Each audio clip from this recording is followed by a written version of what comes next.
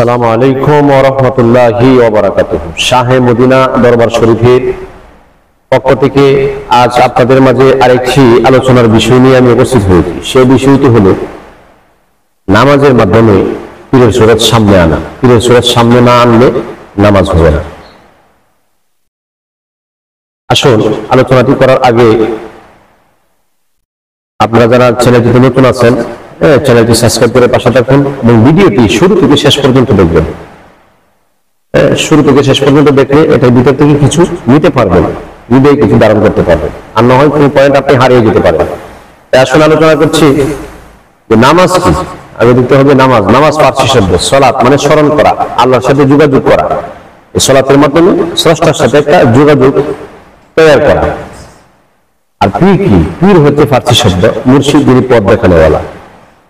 অর্থাৎ কেন নামাজের কথা কেন আসছে? কারণ পীর নামাজ নিজে পড়বে, বক্ষমৃদানও নামাজ আদায় করবে। এই জন্য পীরের সুরতটা নামাজের মাধ্যমে আনার কথা বলছি। নামাজের সামনে পীরের সুরতটা সামনে আনা। পীরের সুরতটা সামনে আনলে নামাজটা এটা এই নামাজে মেরাজ হবে এবং এই নামাজেই কবুলিয়তের নামাজ হবে। নচেত নামাজ আদায় করলে কিন্তু জীবন বিফল। এই জন্য যারা পীর মসজিদ ধরেন নাই, আমি আগে বলছি, যারা পীর মসজিদ ধরেন নাই, আপনারা পীর মসজিদের হাতে বায়াত গ্রহণ করুন এবং আল্লাহর ওলিদের সহবতে যান।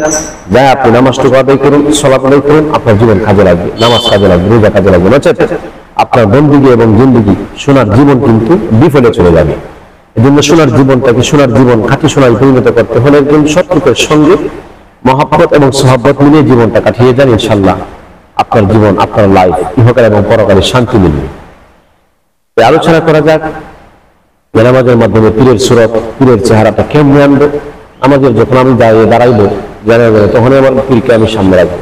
কারণ আমি যখন সালাত আদায় করি তখন আমার পীর সর্বমুহূর্তে সবসময় আমার মুর্শিদ আমার সাথে আছে। এটা আমার কথা বলছি।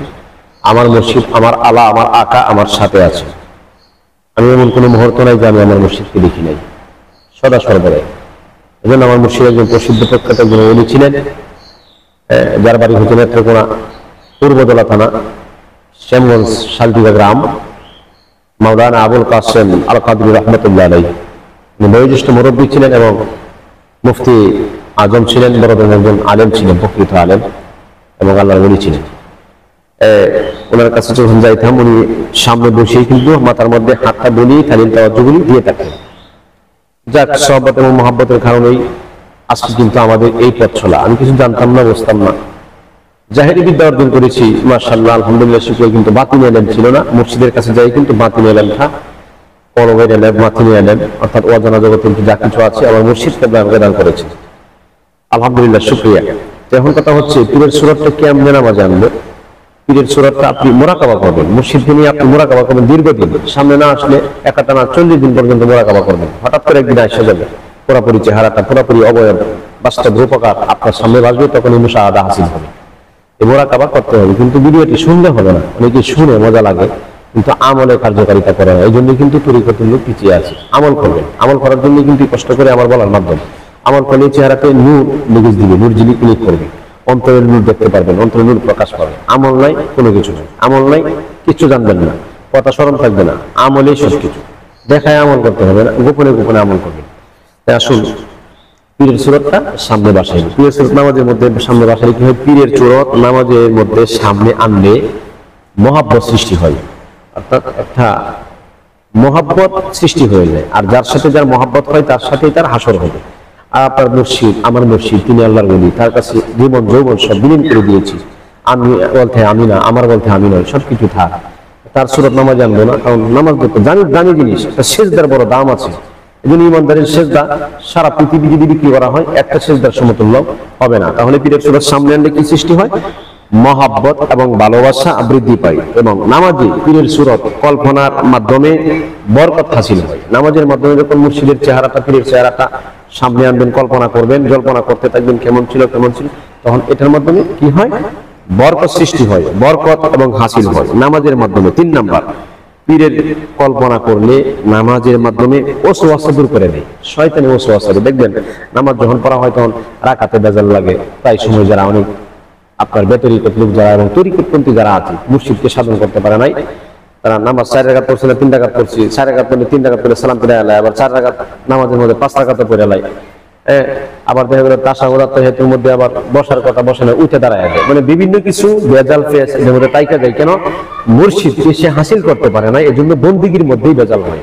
দুনিয়াতে যদি চলার পথে সে ভেজাল করে বন্দিগিতে, তাহলে মুর্শিদের আইন মানলো না, মুর্শিদকে চিনলো না, পরকালে চিনবে কেন? এজন্য জীবন যৌবনের সবকিছু বিসর্জন দিয়ে আল্লাহ রাসূলকে পাওয়ার জন্য সহবত এবং মহব্বত গ্রহণ করুন, হৃদয়ে লালন করুন। নাম্বার 4, পীরের সুরত কল্পনার মাধ্যমে, পীরের সুরত কল্পনার মাধ্যমে একলাস এবং একাগ্রতা আপনার হাসিল হয়, একাগ্রতা সৃষ্টি হয়।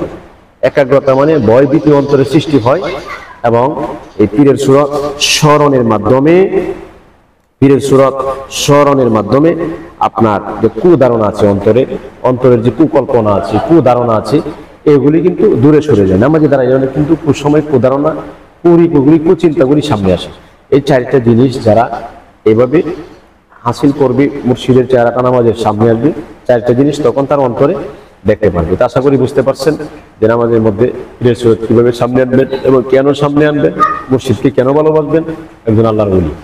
ভিডিওটি লাইক এবং কমেন্টসের মাধ্যমে মতামত জানাবেন, ভিডিওটি শেয়ার করে ছড়িয়ে দিবেন। স্ক্রিনে দেওয়া নম্বরে আপনারা যোগাযোগ করবেন। শাহে মদিনা দরবার শরীফ, গাবতলী বৌড়াই, কিশোরগঞ্জ সদর। আজকের মতো আলোচনা এখানে সমাপ্ত করছি। আমার আলোচনাটি আপনারা নিয়মিত আমল করবেন, আমল করলে আমি ইনশাআল্লাহ উপকৃত হব, আমার বলা ফায়দা হবে। আল্লাহ পাক আপনাকে দীর্ঘ নেক হায়াত দান করুক। সকলের পরকালের মুক্তি চেয়ে, মুক্তি কামনা করে দরবারের পক্ষ থেকে আজকের আলোচনার মধ্যে থেকে বিদায় নিচ্ছি। অন্য আলোচনায় দেখা হবে ইনশাআল্লাহুল আজিজ। আসসালামু আলাইকুম ওয়া রাহমাতুল্লাহি ওয়া বারাকাতুহু।